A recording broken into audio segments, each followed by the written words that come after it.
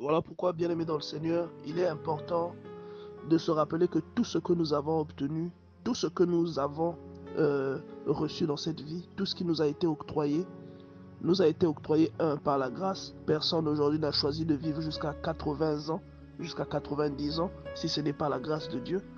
Personne n'a décidé de naître homme ou de naître femme. Personne n'a décidé de naître avec beaucoup plus de cheveux que l'autre. Personne n'a décidé de naître grand, plus grand que les autres, d'avoir des épaules plus larges que les autres, si ce n'est la grâce de Dieu. Et tout ce qui nous a été octroyé, nous a été octroyé pour la gloire du nom de Dieu. Et c'est quelque chose qui doit nous enseigner, bien-aimés dans le Seigneur. C'est-à-dire que Dieu, là où il y a des manques, il compense avec ce qu'il nous a octroyé naturellement. Vous allez voir, par exemple, pour les couples qui sont mariés, si l'homme est quelqu'un de taciturne, la femme va être quelqu'un de dégourdi. Vous voyez?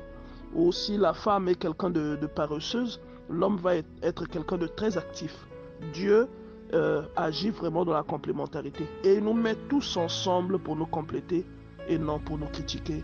Et le corps de Christ aussi, c'est l'enseignement qu'il doit tirer. C'est que dans le corps de Christ, ou encore en tant qu'être humain, créature de Dieu, nous ne pouvons pas tous avoir la même disposition. Et notre appel ne peut pas arriver au même moment.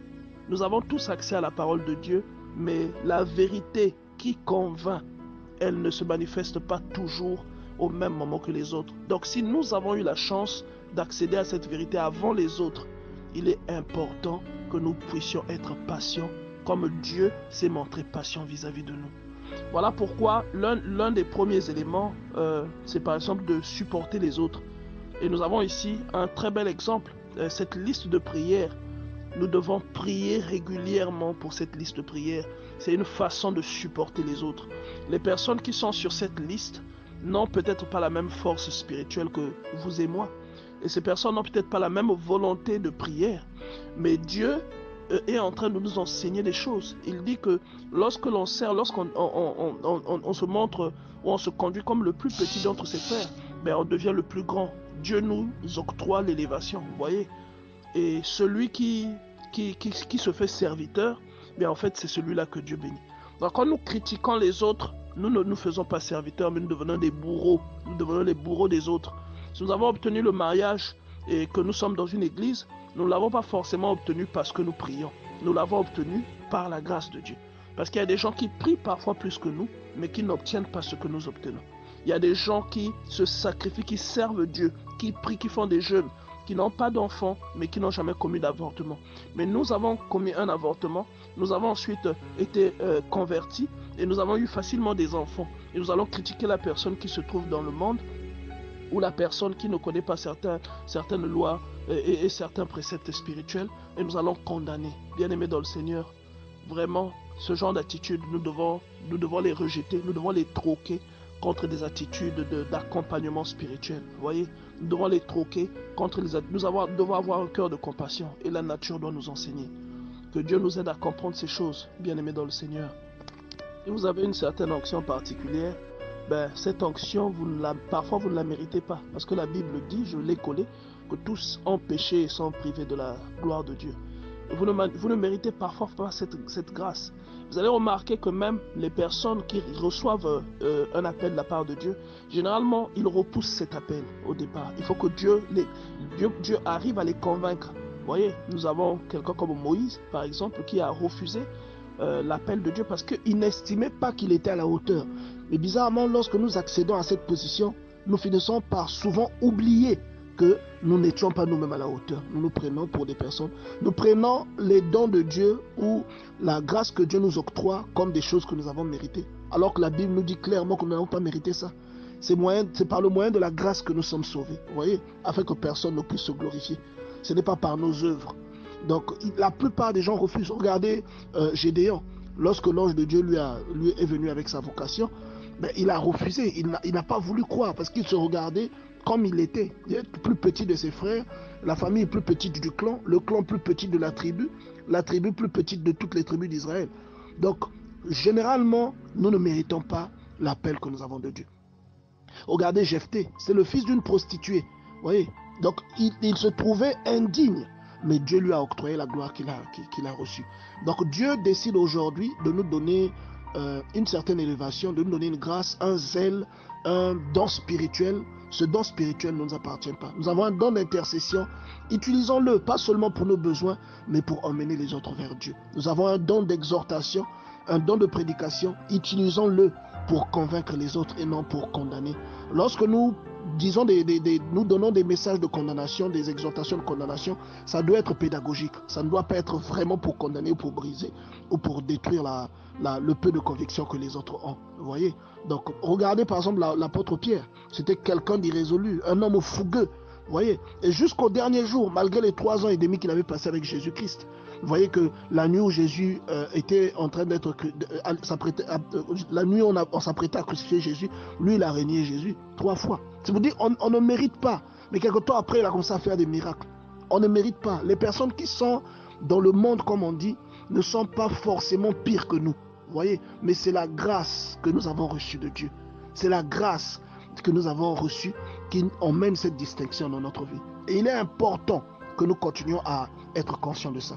Nous avons un zèle, où nous avons une volonté de faire, où nous avons un esprit de compassion, où nous avons une volonté dans le culte. Nous manifestons une volonté immense à conduire les autres. C'est la grâce de Dieu, bien-aimé dans le Seigneur.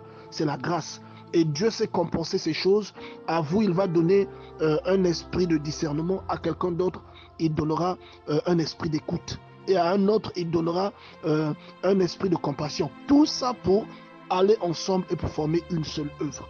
Et nous devons avoir le discernement. Que Dieu nous accompagne, bien-aimés dans le Seigneur. Que Dieu nous accompagne. Amen. Dis Amen. Amen à cette parole parce que regardez par exemple Jonas. Lorsqu'il refuse d'aller à Ninive, ce n'est pas parce qu'il est têtu. Jonas, c'est quelqu'un qui est oint par Dieu et qui a reçu un don spirituel. Vous voyez? Et la ville de Ninive, c'est une ville immense. Et la Bible dit qu'il fallait 3 jours de marche pour traverser cette ville. Vous voyez? Et lui, il avait le potentiel, mais il refuse d'aller faire ce que Dieu lui demande. Pourquoi? Certainement parce qu'il ne croit pas vraiment en lui. Il ne croit pas vraiment au potentiel qu'il a. Vous voyez? Et regardez même Jacob, à qui Dieu fait une promesse. Mais lorsqu'il se retrouve en train de repartir chez lui et qu'on lui dit que son frère vient à sa rencontre avec 400 hommes, il sait que Dieu lui a promis quelque chose. Il sait que Dieu a promis le préserver et a promis que ses enfants seront comme les étoiles du ciel. Mais il est effrayé. Pourquoi? Parce que malgré la foi qu'il a en Dieu, il trouve qu'il ne mérite pas en fait cette grâce. Et il le dit même dans sa prière. Il dit que je suis trop petit pour toutes les grâces dont tu as usé envers moi. Et voilà une attitude sage. Nous devons être conscients que nous n'avons pas fait un concours comme à la fonction publique et que nous avons obtenu pour pouvoir servir Dieu ou pour pouvoir être quelqu'un qui sert dans une église. Non, nous n'avons pas fait un concours. Mais c'est la grâce de Dieu qui nous a appelés, qui nous a sélectionnés.